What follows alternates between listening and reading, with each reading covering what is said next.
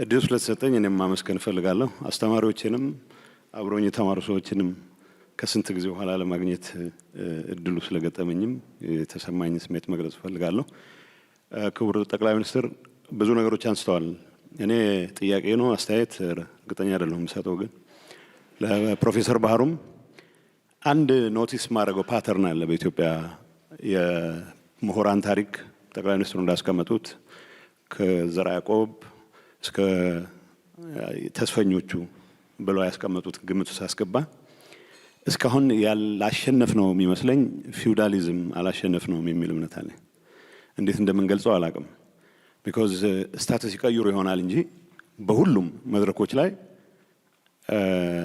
መሬት ነክሰው የያዙ መሬት ላይ ባላቸው ቁጥጥር ላይ ተመስርተው አዛዥ ናዛዥ መሆን የሚፈልጉ ሰዎች በየደረጃው ማየታችን አልቀረም።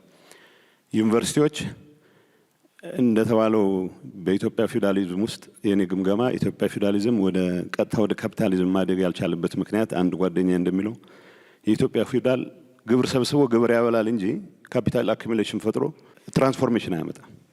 ሶ ኦልሬዲ ንብረቱን የተወረሰለት ከነጣ ካለ ጋቢ ውጪ ከሌላው ድሃ የሚለየው ምንም ነገር የለውም። ምሁራኖቻችንም ግን ተመሳሳይ አባዜ እንዳለባቸው አይ ቲንክ ኖቲስ ማድረግ ያለብን ይመስለኛል። እኔ አሁን የመጨረሻውም ተናጋሪ ሌሎችም ሲናገሩ መንግስት ምን አስበዋል ሲል የምግብ ዋስትናን ለማረጋገጥ የሚያስችል ጥናት ያጠና ሰው መንግስት ቢሮ ከርችሞብኛል አልሰማኝም ሊል የሚችልበት እድል አለ ብዬ አላምንም። ጉዳዩ ራሱን መሸጥ የሚችልበት ነገር መፍጠር መቻል አለብን። የምግብ ዋስትናውን የማያረጋግጥ የምግብ ዋስትና ሳይንቲስት በአንድ ወይም በሌላ መንገድ የመንግስት ስልጣን ብትሰጠውም ያንን ፐርፔቹዌት ሊያደርግ ነው የሚችለው። ማለት አሪፍ ስራዎችን አደንቃለሁ። አሪፍ ስራዎች የሰሩ ሰዎችንም በትክክል ሪኮግናይዝ ማድረግ እንዳለብን ይገባኛል። ግን ዩኒቨርሲቲዎች ራሳቸውን ማውጣት መቻል አለባቸው። ራሳቸውን መሸጥ መቻል አለባቸው። አይ ቲንክ ተስተነጋሽ ይመስለኛል። አበበ በሶ በላ ብለን አስተምረን በሶ ከምን ይሰራል ብለን እየጠየቅን ትውልድ ማነጽ አንችልም ይላል። በብላክቦርድ የእርሻን ምርታማነት ለማስተማር የሚተጉ መምህራን ምርታማነትን ሊያረጋግጡ አይችሉም። አትሊስት ወጣ ብለ አሁን ቅድም ጠቅላይ ሚኒስትሩ ሲገልጹ ነበር አንዳንድ ቦታዎች ለምን እስካሁን አላየናቸውም ብለን መጠየቅ ያለብን ቦታዎች አሉ። የወንዝ ዳር ልማት የሚባለው በሄድኩበት ሁሉ ይሄንን ለምን አላሰብነውም መባል መቻል አለበት። ዩኒቨርሲቲዎች ሲሰራ ማድነቅ አንድ ነገር ሆኖ የጥናቱም የፈጠራውም አካል ሆነው መንቀሳቀስ የሚችሉበት ሁኔታ ካልፈጠርን በስተቀር ያው ታሪካችን የአንድ ማህበር ሊቀመንበር ሆነ ከጀመርክ 20 ዓመት ሙሉ ሊቀመንበር ነህ። የአንድ ኤንጂኦ ኃላፊ ሆነ ከጀመርክ 20 ዓመት ሙሉ ኃላፊ ነህ።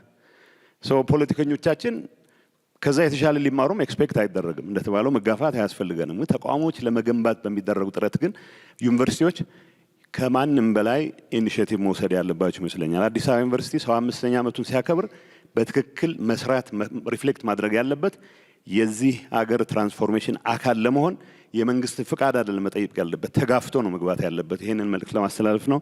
አመሰግናለሁ። ከመጨረሻው ጥያቄ ለመጀመር ጌታቸው ካነሳው አስተያየት ምክር አዘል ጥያቄ በሐሳብ ደረጃ ብዙ ልዩነት የለኝም። ሐሳቡ ትክክል ነው።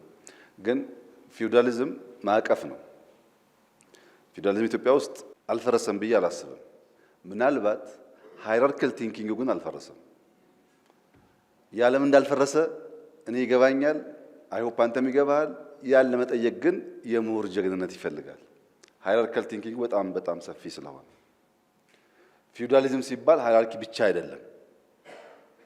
መሬት ኦውን አድርጎ ሌሎችን አስገብሮ የሚኖር በህግ የተፈቀደለት ኃይልን ስለሚጨምር በከፊል ያ ስርዓት አለ ብዬ አላምንም። ካንተ ጋር መጋራው ያ ስርዓት የለም፣ የሚተካው ግን አልተፈጠረም፣ ቫኪዩም ነው የሚለውን እስማማለሁ። ዩኒቨርሲቲ ምሁራን ከግቢያቸው ባሻገር ሄደው በመስራት ኢንፍሉዌንስ ማድረግ ይችላሉ ላልከው በገለጻዬ እንዳቀረብኩት ከመንግስት ብዙ የሚጠብቅ የዩኒቨርሲቲ ምሁር መኖር ያለበት አይመስለኝም በእኔ ግምት። ምክንያቱም አንዳንዶች አሉ ከዚሁ ተቋም ወጥተው በጣም ኢምፓክትፉል ስራ ሰርተው ፈልገን የምናገኛቸው ሰዎች አሉ። በስራቸው ምክንያት። ጅማ ዩኒቨርሲቲ ያለ መምህር ጅማ ውስጥ ቡና በሄክታር 12 ኩንታል ለምን ሆነ ብሎ አርሶ አደሮች ጋር መዋል ጀምሮ 30 ኩንታል ቢያደርገው መንግስት ፈልጎ ያገኘዋል። ፈልጎ ግን ጭቃ መንካት ይፈልጋል። እዚህ ፊቼ ያለ ዩኒቨርሲቲ በሄክታር 67 ኩንታል ስንዴ ከምናመርትበት 100 ቢያስገባው እኛ ብቻ ሳይሆን አፍሪካ በሙሉ ኢትዮጵያ እኮ 100 እያመረተች ነው ይናገራል። ያ ፕራክቲካል ሪዛልት ነው ምሁር እንዲፈለግ የሚያደርገው። ሐሳብ ኦፒኒየን አይደለም ብያቸዋለሁ። ሐሳብ ሲኩዌንሻል ነው፣ ውጤት የሚያመላክት ነው። ወደዛ የሚደርስ ምሁር ካለ መንግስት እዚህ ያለው መንግስት ብቻ ሳይሆን ሌላም ሀገር ያለው መንግስት የሚሻማ የሚፈልገው ይመስለኛል። ይሄ ሲባል አስቻይ ፖሊሲ፣ አስቻይ አውድ መፍጠር፣ በንጽጽር ሪሶርስ አቬል ማድረግ የመንግስት ስራ አይደለም ማለት አይደለም። መንግስት ሚና አለው። ከዚያ የወጣ ነገር ማድረግ ግን ይቻላል።